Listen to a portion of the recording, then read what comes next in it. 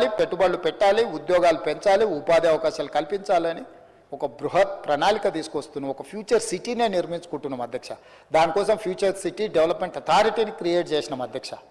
ఒక ప్రత్యేకమైన ప్రణాళిక ద్వారా నాగార్జున సాగర్ రోడ్ నుంచి శ్రీశైలం రోడ్డు మధ్యలో 56 రెవెన్యూ విలేజ్లు 74 గ్రామాలను ఒక ఫ్యూచర్ సిటీ కింద 1,00,000 పైన ఎకరాలతో ఒక అద్భుతమైన నగరాన్ని ఒకప్పుడు ఎప్పుడో చండీగఢ్ నిర్మించిన ప్రణాళికబద్ధంగా అని చెప్తారు అధ్యక్ష. ఈ దేశంలో మళ్ళీ ఆ తర్వాత ఒక ప్రణాళికబద్ధమైన నగరం రాలేదు. అమరావతిలో వాళ్ళు ఏదో ప్రయత్నం చేశారు, అది ఆగిపోయింది. ఈరోజు మనం ఒక ఫ్యూచర్ సిటీ డెవలప్మెంట్ అథారిటీని క్రియేట్ చేసి ప్రపంచ దేశాలతో పోటీ పడే ఒక గొప్ప నగరంగా నెట్ జీరో సిటీ, కాలుష్యం లేని పర్యావరణ పరిరక్షణతో ఒక సిటీని నిర్మించాలని ఇలా ప్రయత్నం చేస్తే దానికి కాళ్ళు అడ్డం పెడతారు అధ్యక్ష. హెచ్ఎండిఏ చేస్తే దానికి కాళ్ళు అడ్డం పెడతారు అధ్యక్ష. అసలు అంటే ఏది జరగొద్దు అంటారు అధ్యక్ష. నేను ఒకటే మాట అడగదలుచుకున్నా అధ్యక్ష.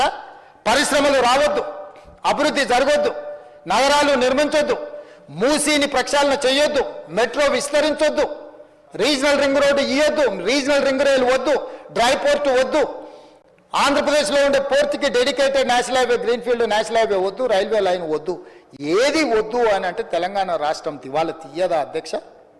ప్రతిపక్షంగా వాళ్ళు చెప్పాల్సిన లగచర్లు తమరి అమ్మమ్మ గారు ఊరు అధ్యక్ష, మీకు తెలుసు, పోలేపల్లి ఇవన్నీ తమరు అక్కడనే పెరిగినరు.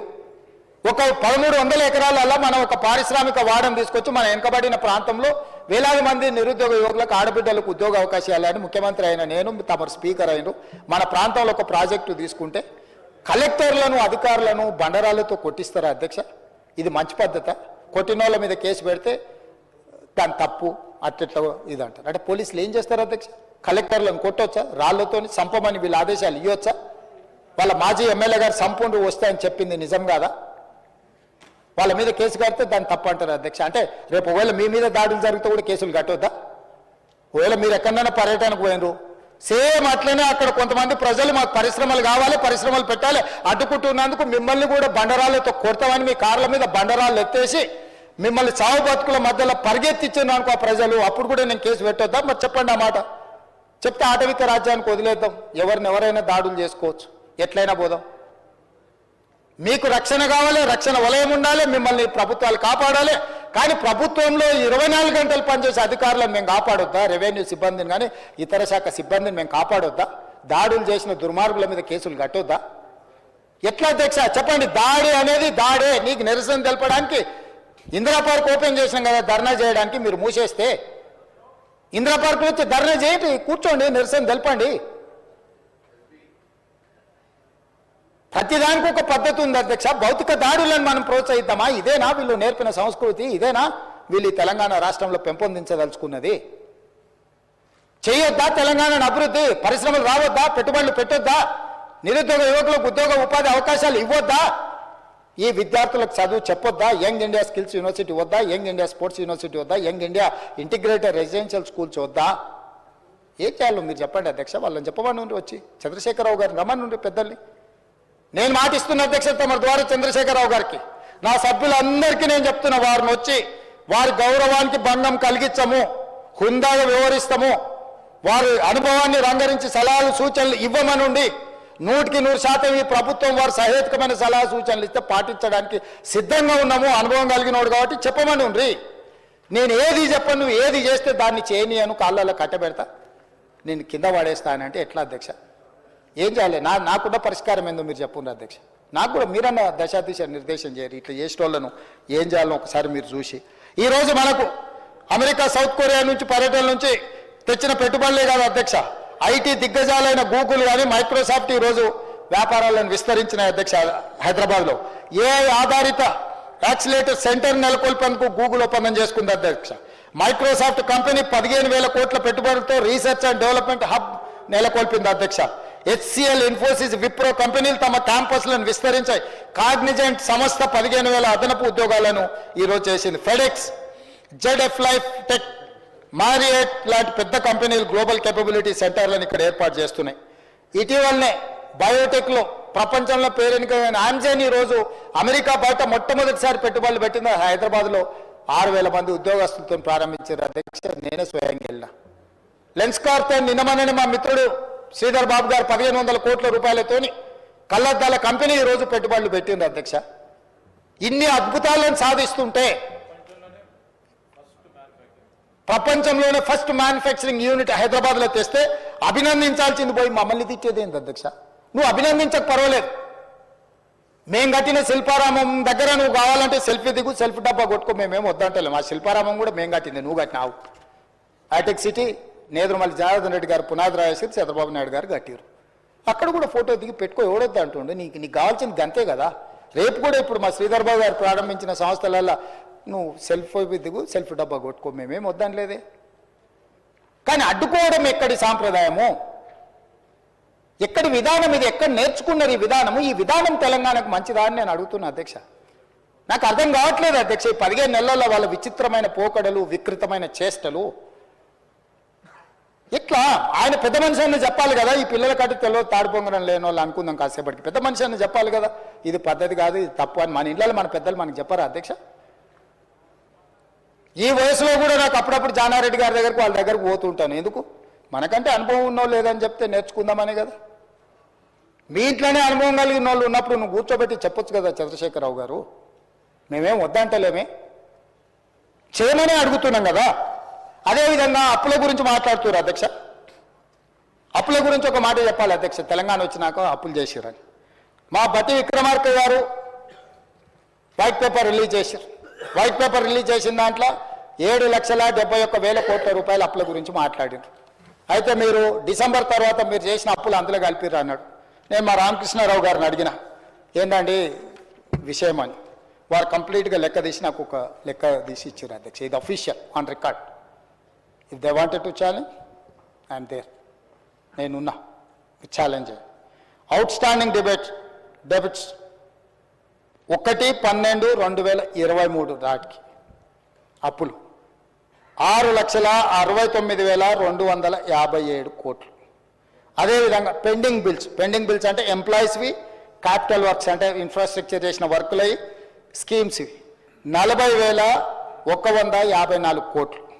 అదేవిధంగా అదర్ పెండింగ్ బిల్స్ అంటే డిస్కామ్స్కి, ఎనర్జీ డ్యూసు, సింగరేణి ఇట్లాంటి సంస్థలలో ప్రభుత్వం, రాష్ట్ర ప్రభుత్వం వాళ్ళ దగ్గర కొన్నది.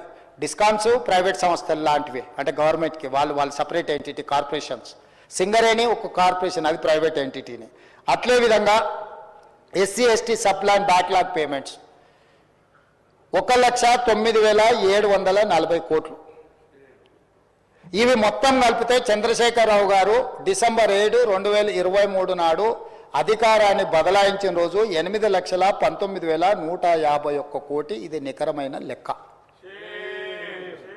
ఇది నేను ఆస్తులు క్రియేట్ చేసినాయని అంటుంటాడు. ఆస్తులతో పాటు ఆ కాంట్రాక్టర్లకు ఇవ్వాల్సిన పేమెంట్లు, కరెంటు బిల్లులు, మిగతా పెండింగ్ పెట్టినవి కూడా అప్పే కదా. బ్యాంకులలో షూరిటీతో తెచ్చిన అప్పు కాదు, ప్రభుత్వం కట్టాల్సిన పెండింగ్ పెట్టి పారిపోయిన అప్పు అధ్యక్ష ఇది. ఇందులో కాంట్రాక్టర్ల బిల్లులునే ఇప్పుడు ఉద్యోగులకు రిటైర్ అయిన వాళ్ళకు వస్తలేవు అంటున్నారు. వాళ్ళు పెట్టిపోయింది అధ్యక్ష. 8,000 కోట్లు వాళ్ళే ఉన్నాయి.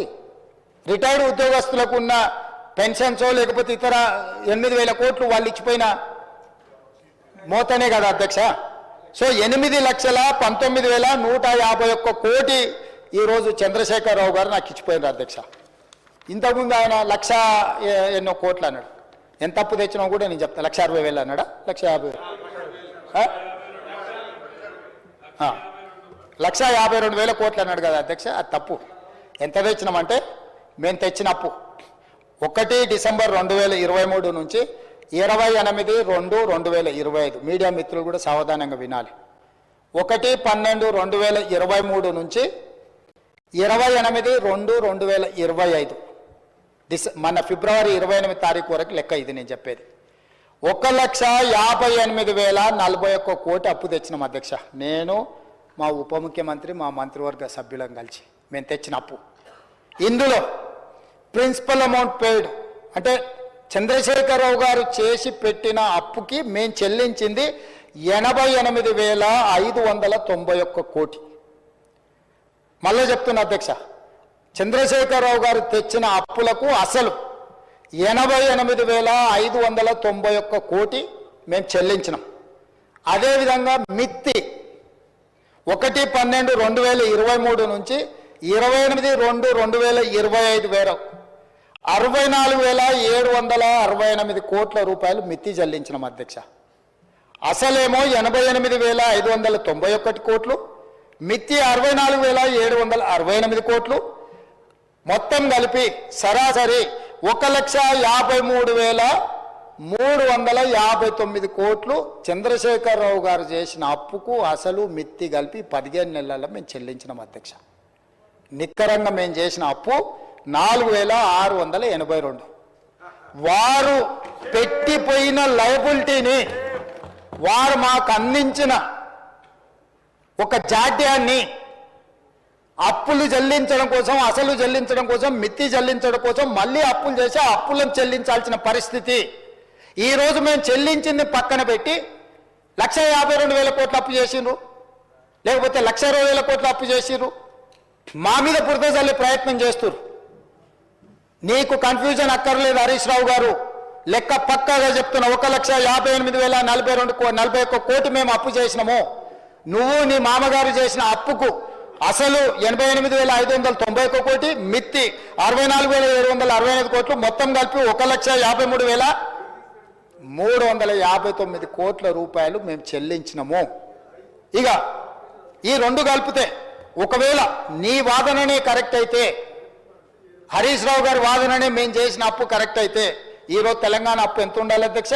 మేము చెప్పిన అంటే వాళ్ళ కాంట్రాక్టర్లకు పెండింగ్ పెట్టిపోయింది, వాళ్ళు డిస్కామ్లకు సింగరేణికి పెండింగ్ పెట్టిపోయింది, పక్కన తీస్తే 6,69,257 కోట్లు ప్లస్ మేము చేసిన అప్పు 1,58,041 కోటి కలిపితే తెలంగాణ అప్పు ఎంత ఉండాలి ఈరోజు అంటే 8,27,298 కోట్లు ఉండాలి అధ్యక్ష. కానీ మరి ఈరోజు తెలంగాణ అప్పు ఎంత ఉంది అధ్యక్ష? 7,38,707 కోట్లు ఉంది అధ్యక్ష. ఆయన చేసిన కాంట్రాక్టర్ల బిల్లులు, లేకపోతే డిస్కామ్లు, సింగరేణికి 1,50,000 కోట్లు యాడ్ చేస్తలేము అధ్యక్ష. అప్పులో చేస్తలేము, ఇప్పుడున్న వాటిలో చేస్తలేము. స్పష్టంగా ఈరోజు మేము చేసిన ప్రతి రూపాయి అప్పు, చంద్రశేఖరరావు గారు చేసిన అప్పుకు, తప్పులకు, ఆయన పరిపాలనలో తప్పులు చేసిండు, దీంట్లో అప్పులు చేసిండు.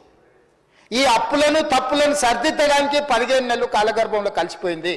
మేము తెచ్చిన అప్పు మొత్తం ఆయన చేసిన అప్పులకు మిత్తిలకు కట్టడానికి మేము చేసినాం అధ్యక్ష. మేము ఎక్కడ దీన్ని అటుగా ఇటుగా వాడలే. వారు కూర్చుంటే మొత్తం వివరాలు డీటెయిల్గా ఒకరోజు అప్పుల మీదనే చర్చ చేద్దాం అధ్యక్ష. మీరు సమయం ఇవ్వండి, విడగొట్టి మాట్లాడదాం. ఏ సబ్జెక్టుకి ఆ సబ్జెక్టు. వ్యవసాయం ఒకరోజు తీసుకుందాం, మహిళలది ఒకరోజు తీసుకుందాం, నిరుద్యోగ యువకులది ఒకరోజు చర్చ తీసుకుందాం, ఒకరోజు అప్పుల మీద చర్చ తీసుకుందాం. అవసరమైతే రాత్రి 1 వరకు కాదు, నా తెల్లవారుజాము 4 వరకు కూడా సభ నడుపుదాం అధ్యక్ష, తమరు అనుమతిస్తే. అన్ని డీటెయిల్స్ నేను చెప్తాను అధ్యక్ష. నేను పారదర్శకంగా ఉండదలుచుకున్న అధ్యక్ష. అబద్ధాల పునాదుల మీద రాష్ట్ర ప్రభుత్వాన్ని నేను నడపదలుచుకోలేదు. మేము ఆకాశ సౌధలు నిర్మించదలుచుకోలేదు. వాస్తవాలను ప్రజలకు చెప్పదలుచుకున్నాం, వాస్తవాలను ప్రజలకు వివరించదలుచుకున్నాం. మేము చేసింది చెప్తాం, చేయండి ఏదని ఉంటే ఏ రకంగా వాటిని చేయడానికి ప్రయత్నం చేస్తాం ప్రజలకు వివరిస్తాం అధ్యక్ష. మా బాసులు ప్రజలే అధ్యక్ష. మా బాసులు ఫామ్ హౌస్లు ఉన్నోళ్ళు కాదు, దొరలమని విర్రవీగటోళ్ళు మా బాసులు కాదు. దళితులు, గిరిజనులు, ఆదివాసులు, తండాలలో, గూడాలలో, మారుమూల పల్లెల్లో ఉన్న బలైన వర్గాలు, మైనారిటీ వర్గాలు మా బాసులు. వాళ్ళకు మేము జవాబుదారీ అధ్యక్ష. వాళ్ళు మా బాసులు, వాళ్ళకు నేను సమాధానం చెప్తా అధ్యక్ష. చిన్న వయసులో నాకు ఒక గొప్ప అవకాశాన్ని ఇచ్చి ఇక్కడ కూర్చోబెట్టిన ప్రజలకు నేను జవాబుదారీ అధ్యక్ష. కానీ అడ్డగోలుగా మాట్లాడుతున్నప్పుడు వాస్తవాలను నేను చెప్పకపోతే ఇది తెలంగాణ సమాజానికి మేలు కాదని ఈరోజు నేను నిర్ణయం తీసుకొని అన్ని వివరాలు బయట పెడుతున్నా అధ్యక్ష. నేను సిద్ధం అధ్యక్ష. చంద్రశేఖరరావు గారు రమ్మని ఉంది, వారంత అనుభవం లేదు, వారంత వయసు లేదు, వాదనలో ఓడించమని ఉండే అధ్యక్ష. ఎన్ని అబద్ధాలు చెప్తాడు ఆయన, చేతనైన అనుభవాలంతా రంగరించి అబద్ధాలు చెప్పమని ఉంది. నాకున్న పరిమితమైన జ్ఞానంతో నేను నిజాలు చెప్తా అధ్యక్ష. చూద్దాం నిజం గెలుస్తుందో అబద్ధం గెలుస్తుందో. వారు అప్పుడప్పుడు వచ్చేసిండు అంటారు. వచ్చేసిండు. కురుక్షేత్రం తెలుసు కదా మహాభారతంలో అధ్యక్ష. కురుక్షేత్ర యుద్ధంలో దుర్యోధనుడు మడుగులో దాక్కున్నాడు అధ్యక్ష. యుద్ధంలో పరిస్థితులను చూసి మడుగులో దాచుకుంటే మడుగులో నుంచి కూడా శ్రీకృష్ణుడు బయటకు రప్పించిండు అధ్యక్ష. దుర్యోధనుడు కూడా అప్పుడు బయటకు వచ్చింది. ఏం జరిగింది? ఓటమి అవమానంతో ఫామ్ హౌస్లో పండుకున్నాయన బయటకు రప్పించే శక్తి మాకు లేదనుకుంటున్నదా అధ్యక్ష? కావాలనుకుంటే ఎప్పుడైనా రప్పిస్తాం అధ్యక్ష. అట్లనే మనం రప్పించి కూర్చోబెట్టి. అదేవిధంగా అధ్యక్ష ప్రజాస్వామ్యం గురించి మాకు చెప్పబోతున్నారు. ఈ దేశ ప్రజలకు స్వతంత్రం కావాలని ప్రజలు అడగకంటే ముందే కాంగ్రెస్ పార్టీ ఆ విధానాన్ని తీసుకొని తెల్ల దొరల మీద పోరాటం చేసి దేశానికి ప్రజాస్వామ్యం తెచ్చింది అధ్యక్ష. తెలంగాణ ప్రజలు తెలంగాణ రాష్ట్రం కోరుకుంటున్నారని సర్వం కోల్పోయి తెలంగాణ రాష్ట్రాన్ని ఇచ్చింది కాంగ్రెస్ పార్టీ అధ్యక్ష. తెలంగాణ రాష్ట్రం వచ్చిన తర్వాత ఇనుప కంచెలతోటి ప్రగతి భవన్ చుట్టూత పహారాలు ఉంటే డిసెంబర్ 7 నాడు మధ్యాహ్నం మేము ప్రమాణ స్వీకారం చేసే లోపల ముళ్ళ కంచెల్ని బద్దలు కొట్టించి దొరల గడికి జ్యోతిరావు పూలే భవన్గా మార్చి పేదలు ప్రతిరోజు అక్కడికి వచ్చేటట్టు వందలాది మంది అక్కడికి వచ్చి తమ విజ్ఞాపన పత్రాలు ఇచ్చేటట్టు దాన్ని అత్యంత చిత్తశుద్ధి కలిగిన డాక్టర్ చిన్నారెడ్డిని ప్లానింగ్ కమిషన్ వైస్ చైర్మన్ చేసి వారంలో 2 రోజులు అక్కడ కూర్చొని మొత్తం వ్యవస్థను ఏర్పాటు చేసి ప్రజా సమస్యలను పరిష్కరించడానికి ఒక వేదికగా మార్చిన చరిత్ర మాది అధ్యక్ష. అదేవిధంగా అధ్యక్ష ఈరోజు ఉత్తమ్ కుమార్ రెడ్డి గారు కూడా చెప్పినారు, కులగణన మీద మంత్రివర్గ ఉపసంఘాన్ని వేసింది మేము అధ్యక్ష. మా ప్రభుత్వం 1931లో చేసిన కులగణన మళ్ళీ ఎప్పుడు జరగలే. మండల్ కమిషన్ 52% బీసీలను గుర్తించి 27% రిజర్వేషన్లను రికమెండ్ చేస్తే ఆ 27% రిజర్వేషన్లు బలైన వర్గాలకు మొదటిసారి వచ్చింది. మండల్ కమిషన్ కూడా నిర్ధారించింది 52% బీసీల లెక్క.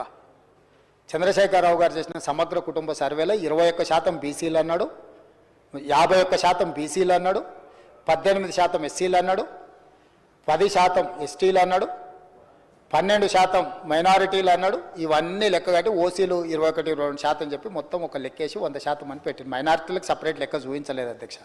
51% బీసీలను చూపించిండు, 18% ఎస్సీలను చూపించిండు, 79%, 21% ఓసీలను చూపించిండు, 90%, 10% ఎస్టీలను చూపించిండు, 100%. ఆయన ఇచ్చిన లెక్క ఇది అధ్యక్ష. ఈరోజు మేము మంత్రివర్గ ఉపసంఘాన్ని వేసి చర్చించి ఆ తర్వాత కమిషన్ని అధికారులను అందరిని నియమించి ప్లానింగ్ డిపార్ట్మెంట్ ద్వారా 1,03,000 మంది 94,000 మంది ఎన్యూమరేటర్సు, 10,000 మంది సూపర్వైజర్లు, అదేవిధంగా కలెక్టర్ల నుంచి చీఫ్ సెక్రటరీ వరకు, ఎన్యూమరేటర్ నుంచి చీఫ్ సెక్రటరీ వరకు, ముఖ్యమంత్రి నుంచి మంత్రివర్గ సహచరులందరూ మంత్రివర్గ ఉపసంఘాన్ని ఏర్పాటు చేసి ఒక వ్యవస్థను చేసి 50 రోజులు నిరంతరం చేసి 3,54,774 మందిని ఈ భాగస్వాములను చేసి 96.9% పాల్గొన్నారు, 3.1% పాల్గొనాలి. వాళ్ళకు కూడా 2వ అవకాశం ఇచ్చినాం. మేము పాతది తప్పన్నారు అన్నందుకు ఏలే అధ్యక్ష. 3.1% సర్వేలో పాల్గొనలేదు కాబట్టి 2వ అవకాశం కూడా ఇచ్చినాం. అప్పుడేమో ఎన్యూమరేటర్లు ఇంటింటికి వెళ్ళి ఇంటికి స్టిక్కర్ వేసి 150 ఇండ్లకు ఒక్కొక్క ఎన్యూమరేటరు 50 రోజుల్లో 1-4 సార్లు పోయినా రోజుకు 8 నుంచి 10 ఇండ్ల కంటే ఎక్కువ చేయొద్దని ఒక పద్ధతి ప్రకారం చేసినాం. అయినా కూడా కొంతమంది వివిధ కారణాల చేత రాకపోతే 2వ అవకాశం ఇచ్చినాం. 2వ అవకాశంలో సాంకేతిక నైపుణ్యాన్ని కూడా క్రోడీకరించినాం, టోల్ ఫ్రీ నెంబర్ ఇచ్చినాం, ఆన్లైన్ ఎన్రోల్మెంట్ చేసినాం, ఇండ్ల కాడికి ప్రభుత్వ కార్యాలయంలో కౌంటర్ పెట్టినాం, టోల్ ఫ్రీ నెంబర్ చేస్తే మీ ఇంటికి అధికారిని పంపిస్తామని చెప్పి అన్ని రకాలుగా చేసినాం. దాని మీద మీరు పబ్లిక్ చేయలేదు డాక్యుమెంట్ అంటాడు. పిచ్చి పట్టిందా అధ్యక్ష? బీఎస్సీకి వచ్చింది కదా అధ్యక్ష. మీ అధ్యక్షతనే బీఎస్సీలో 17 తారీఖు నాడు కులగణన మీద చర్చ పెట్టాలి, సభలో నిర్ణయం తీసుకోలేదా మంత్రి గారు శ్రీధర్ బాబు గారు? 18 తారీఖు నాడు ఏబిసిడి వర్గీకరణ మీద చేయాలని నిర్ణయం తీసుకోలేదు, ఆల్రెడీ షెడ్యూల్ అయింది కదా. గతంలో సభలో చర్చించిన సభలో వివరాలు పెట్టినాం. మళ్ళీ ఎంఐఎం నాయకుడు అక్బరుద్దీన్ ఓవైసీ గారు వాటి వివరాలను కూడా సభలో పెట్టండి అంటే ఎస్ డెఫినెట్గా ప్లే చేస్తామన్నాం. 17 తారీఖు నాడు కులగణన మీద, 18 తారీఖు నాడు మాదిగా ఉపకులాల వర్గీకరణ మీద సభలో చర్చ చేయాలని ఆల్రెడీ షెడ్యూల్ అయింది కదా అధ్యక్ష. తమరే రిలీజ్ చేసిరు కదా, మళ్ళీ పెట్టలేదని మాట్లాడతాడు ఏంది అధ్యక్ష? నోరు తెరిస్తే అబద్ధాలేనా? కుటుంబం అంతా అబద్ధాలు చెప్పే బతుకుతారా అధ్యక్ష? పొద్దున్నే అన్నం తింటారా, అబద్ధాలు తింటారా అధ్యక్ష వీళ్ళు? అంటే అబద్ధాల మీద జిఎస్టీ లేదని చెప్పి ఎంతైనా మాట్లాడతారా అధ్యక్ష? ఈసారి కలిసినప్పుడు మా మహేశ్వర్ రెడ్డి గారిని రిక్వెస్ట్ చేస్తున్నా, మోడీ గారిని అడిగి అబద్ధాల